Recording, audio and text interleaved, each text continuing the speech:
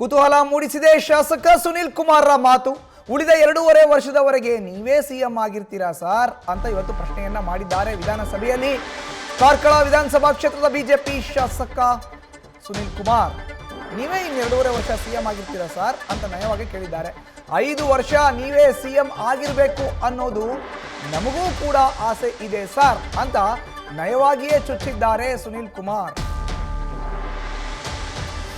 ವರ್ಷದ ಮುಖ್ಯಮಂತ್ರಿ ಅಂತ ನಾವು ಬಯಸ್ತಾ ಇಲ್ಲ, ವಿರೋಧ ಪಕ್ಷದವರು ನಿಮ್ಮ ಹೈಕಮಾಂಡ್ ಬಯಸ್ತಾ ಇದ್ರು, ನಿಮ್ ಶಾಸಕರು ಬಯಸ್ತಾ ಇದಾರೋ ಅಂತ.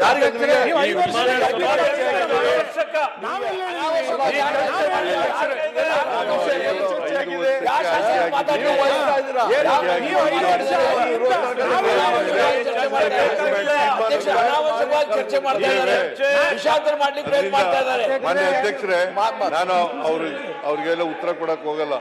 ಇದು ನಮ್ಮ ಪಾರ್ಟಿ ವಿಚಾರ, ನಮ್ಮ ಸರ್ಕಾರದ ವಿಚಾರ. ಸರ್ಕಾರ ಅಲ್ಲ, ನಮ್ಮ ಪಾರ್ಟಿ. ನಾವು ಹೈಕಮಾಂಡ್ ಹೇಳಿದಂಗೆ ಮಾಡ್ತೀವಿ, ಅದು ಬೇರೆ ವಿಚಾರ. ಬಟ್ ಈಗ ನಾನೇ ಮುಖ್ಯಮಂತ್ರಿ. ಅಧ್ಯಕ್ಷರೇ, 2.5 ವರ್ಷ ಆಗಿದೆ, ನಾನೇ ಮುಖ್ಯಮಂತ್ರಿ. ಮುಂದೆನೂ ನಾನೇ ಇರ್ತೀನಿ. ಮುಂದೆನೂ ನಾನೇ ಇರ್ತೀನಿ. ಅದೇ ಬೇಕಾಗಿರೋದು ಸರ್. ಈಗ ಅಧ್ಯಕ್ಷರೇ, ನಿನ್ ಭಾಷಣ ಮಾಹಿತಿಯನ್ನು ನೀಡಿದ್ದಾರೆ ನಮ್ಮ ಪ್ರತಿನಿಧಿ ಹರೀಶ್ ನೇರ ಸಂಪರ್ಕಕ್ಕೆ ಜಾಯ್ನ್ ಆಗಿದ್ದಾರೆ. ಹರೀಶ್, ಸುನಿಲ್ ಕುಮಾರ್ ಇವತ್ತು ನಯವಾಗಿಯೇ ತಿವಿದಿದ್ದಾರೆ. ಮುಂದಿನ 2.5 ವರ್ಷನೂ ಕೂಡ ನೀವೇ ಸಿಎಂ ಆಗಿರ್ತೀರಾ ಸರ್ ಅಂತ ಸಿದ್ದರಾಮಯ್ಯನವ್ರಿಗೆ.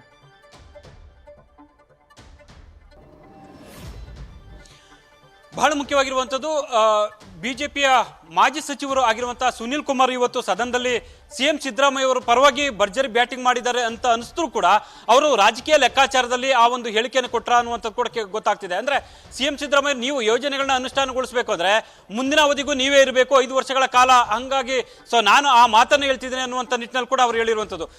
ಏಕಾಏಕಿ ಕೂಡ ಸುನಿಲ್ ಕುಮಾರ್ ಅವರು ಸಿದ್ದರಾಮಯ್ಯ ಅವರ ಪರವಾಗಿ ಬ್ಯಾಟಿಂಗ್ ಮುಗಿಸಿರುವಂಥದ್ದು ಒಂದಷ್ಟು ಲೆಕ್ಕಾಚಾರಕ್ಕೆ ಎಡೆ ಮಾಡಿಕೊಟ್ಟಿದೆ. ಅಂದ್ರೆ ಒಂದಷ್ಟು ಲೆಕ್ಕಾಚಾರ ಕೂಡ ಇದರಲ್ಲಿ ಇದೆಯಾ ಅನ್ನುವಂಥ ಮಾತುಗಳು ಕೂಡ ವ್ಯಕ್ತ ಆಗ್ತಿದೆ.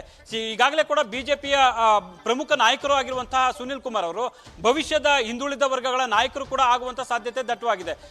ಈಗಾಗಲೇ ಕೂಡ ಈಶ್ವರಪ್ಪ ಅವರು ಹಿಂದುಳಿದ ವರ್ಗಗಳ ಪ್ರಮುಖ ನಾಯಕರಾಗಿದ್ರು. ಆದರೆ ಈಗ ರಾಜಕೀಯವಾಗಿ ಅವರು ದೂರ ಸರಿದಿರುವಂತಹ ಹಿನ್ನೆಲೆಯಲ್ಲಿ ಮುಂದಿನ ದಿನಗಳಲ್ಲಿ ಬಿಜೆಪಿಯಲ್ಲಿ ಸುನಿಲ್ ಕುಮಾರ್ ಭವಿಷ್ಯದ ಹಿಂದುಳಿದ ವರ್ಗ ನಾಯಕರು ಕೂಡ ಆಗ್ತಾ ಇದ್ದಾರೆ. ಈ ಹಿನ್ನೆಲೆಯಲ್ಲಿ ಸಿದ್ದರಾಮಯ್ಯ ಅವರು ಕೂಡ ಹಿಂದುಳಿದ ವರ್ಗಗಳ ಅಗ್ರ ನಾಯಕರು ಆಗಿದ್ದಾರೆ.